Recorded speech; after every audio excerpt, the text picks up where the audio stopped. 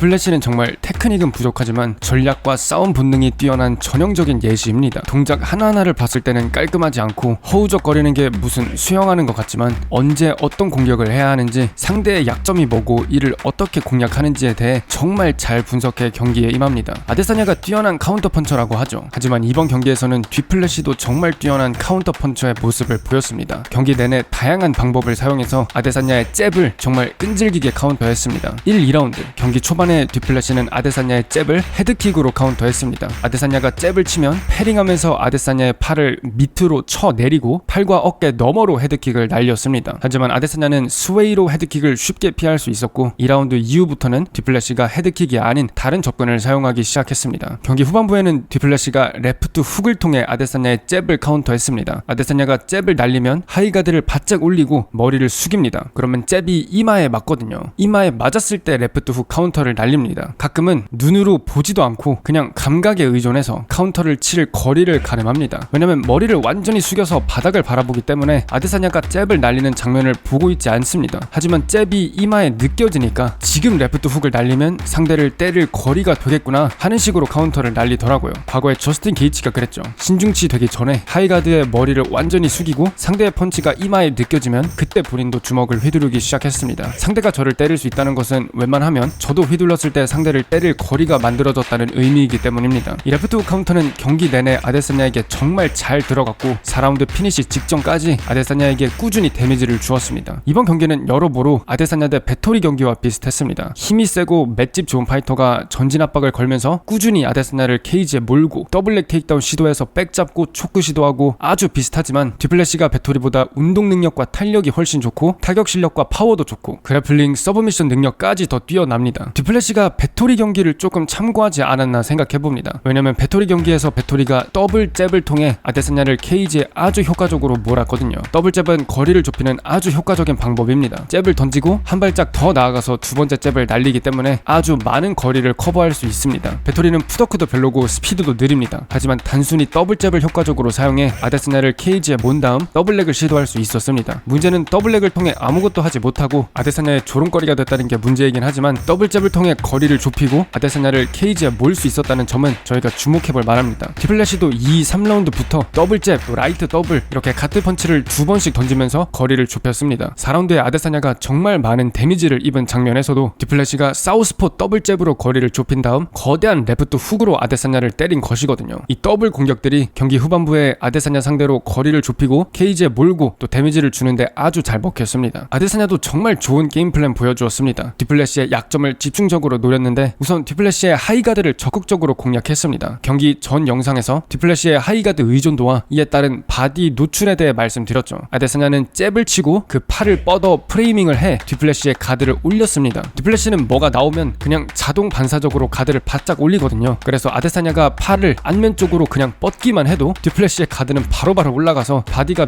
노출되었습니다. 이렇게 팔을 뻗어 가드를 올린 후 아데사냐는 강한 바디 훅을 반복적으로 성공할 수 있었습니다. 이는 듀플래시의 체력을 빠르게 갉아먹었고 경기 후반부에 많이 지쳐 보이게 하는데 분명 기여했습니다. 또 배토리 경기에서 아데사냐가 많은 재미를 봤던 사우스포에서 레프트 스트레이트, 라이트 어퍼컷 이 콤보를 이번 경기에서도 정말 잘 활용했습니다. 아데사냐는 스트레이트를 통해 듀플래시가 가드를 올리고 머리를 숙이게끔 합니다. 이렇게 자세를 숙여 머리를 낮추는 것이 중요합니다. 몸을 펴서 세우고 있으면 어퍼컷이 잘 들어가지 않죠. 하지만 지금처럼 몸을 말고 있으면 어퍼컷이 잘 들어갈 수 있습니다. 또 듀플래시는 상대 공격이 나오면 자동 반사적으로 몸을 숙이기 때문에 아데사냐는 스트레이트를 통해 듀플래시가 몸을 말게 하고 이후 어퍼컷을 통해 효과적인 공격을 할 수 있었습니다. 가드 올리고 머리를 숙이는 두 선수인 배토리와 듀플래시에게 안성맞춤인 공격이었습니다. 다시 듀플래시로 돌아와 봅시다. 듀플래시는 원래 하던 대로 와다닥 달려가는 식의 펀치러쉬를 사용했습니다. 앞으로 걸으면서 양손을 번갈아 가면서 날리는 공격이거든요. 오른손이 나갈 때는 왼발이 나가고 왼손이 나갈 때는 오른발이 나갑니다. 이렇게 걷는 느낌의 동작이어서 스탠스를 유지하지 않고 균형도 무너지기 때문에 어떻게 보면 아주 원초적이고 조금 투박한 공격이라 할 수도 있습니다. 데런틸이 이런 듀플래시의 펀치러쉬를 예상하고 엘보우로 여러 번 카운터하는 모습을 보여주었습니다. 아데사냐는 왜 제대로 된 카운터를 성공하지 못했을까요? 카운터는 그렇다 치고 정상급 킥복서가 이렇게 투박하게 달려드는 공격에 왜 그렇게 반복적으로 당했을지 의문이 생깁니다. 아데사냐는 듀플래시가 직선으로 달려들면 그냥 같이 직선으로 빠졌습니다. 펀치러쉬로 공격할 때마다 그냥 일직선으로 백스텝을 밟는 것을 볼 수 있습니다. 이때 살짝 옆으로 피벗만 해줘도 듀플래시의 공격이 차단되지 않았을 않았을까 생각해봅니다. 듀플레시는 지금 온몸을 던져 달려들고 있기 때문에 순간적으로 방향을 바꾸기는 어렵습니다. 아데사냐가 피벗을 해 옆으로 살짝 빠져준다면 듀플레시의 직선형 돌진을 피하는 것은 물론이고 카운터를 성공할 새로운 각 또한 만들 수 있었을 거라고 봅니다. 아데사냐의 피벗 부족과 일직선으로 빠지는 습관 때문에 듀플레시의 공격이 조금 더 효력을 가지지 않았나 생각해봅니다. 또 듀플레시의 펀치는 생각보다 깁니다. 리치도 193cm로 만만치 않고 무엇보다 균형과 스탠스가 다 무너지는 한이 있더라도 듀플레시는 펀치를 최대한 멀리 뻗으려고 하기 때문에 상대가 예상한 것보다 펀치가 길게 옵니다. 복싱에서 그런 말이 있죠. 어깨가 앞발을 넘게 하지 말라. 어깨가 앞발을 넘어서 이동하면 상체가 과하게 앞으로 쏠리기 때문에 균형이 무너지고 몸을 원위치하기 어려워져 카운터에 취약해집니다. 하지만 정석적인 복싱 테크닉을 사용하면 펀치가 과하게 앞으로 쏠리지 않아 균형이 유지되고 카운터에 덜 취약합니다. 하지만 듀플레시는 균형이고 스탠스고 뭐고 상관없이 온몸을 날려 펀치를 칩니다. 이러면 리치에 한 20cm 이상은 더해지거든요. 그래서 거리 감각이 그렇게 뛰어난 아데사냐도 아무런 셋업 없는 뒷손 펀치러시에 당한 것입니다. 아니, 펀치를 길게 치면 균형이 무너진다 하지 않았냐? 듀플레시는 이런 단점을 어떻게 극복했냐? 듀플레시는 펀치러시 후 균형에 대해서 크게 신경 쓰진 않는 것 같습니다. 왜냐면 일반적으로 와다닥 달려든 다음 상대와 그냥 우당탕 부딪히면서 클린치를 잡거든요. 힘과 그래플링, 클린치 싸움에 자신이 있기 때문에 그냥 달려들어도 별다른 걱정을 하지 않는 것 같습니다. 또 아데사냐가 듀플레시의 펀치러시를 생각보다 적극적으로 카운터하진 않았습니다. 듀플레시가 달려들어 스탠스가 무너지고 균형이 불안정한 경우가 정말 많았는데 아데사냐는 과거 경기처럼 발을 붙이고 카운터를 시도하는 것보다는 우선 백스텝을 밟아 피하고 나중에 다시 본인의 공격을 시도하는, 일명 너 차례 내 차례 이런 식으로 상대가 공격을 하면 본인은 피하고 나중에 본인 차례가 되면 다시 공격을 시도하는 너 차례 내 차례식의 경기 운영을 선호했습니다. 따라서 카운터 기회가 줄어들었지만 더 안정적인 경기를 할 수 있었죠. 듀플레시의 파워를 조금 경계해서 그러지 않았나 생각해봅니다. 듀플레시 움직임은 미적으로 예쁘진 않아도 그냥 싸움 자체를 너무 잘하는 것 같습니다. 또 듀플레시는 어마어마하게 끈질깁니다. 공략할 수 있는 약점을 하나 발견하면 경기 내내 미치광이가 벽에 달려들면서 100번, 200번, 300번 벽을 들이박듯이 상대가 무너질 때까지 100이면 100번, 1000번이면 1000번 달려들어 그 약점을 꾸준히 공략합니다. 듀플레시는 경기 텀도 적절하고 경기 내용도 너무 재미있기 때문에 또 트래시 토크도 만만치 않죠. 상대를 좀 감정적으로 건드리는 방법을 잘 아는 것 같습니다. 따라서 전반적으로 아주 좋고 재미있는 챔피언이지 않나 생각해봅니다. 또 격알무 시리즈 책이 조만간 완성될 것 같습니다. 첫 번째 책은 패더급 시리즈인데 현재 패더급에서 가장 뛰어난 선수들에 대해 아주 세밀하게 분석한 문서의 모음입니다. 과거에 제가 격알못 가이드 존 존스 영상을 올렸었죠. 비슷한 느낌의 분석입니다. 잊으셨다면 그 격알못 시리즈 존 존스 편을 다시 한번 보시면 됩니다. 앞으로도 계속 업데이트 해드리도록 하겠습니다. 감사합니다.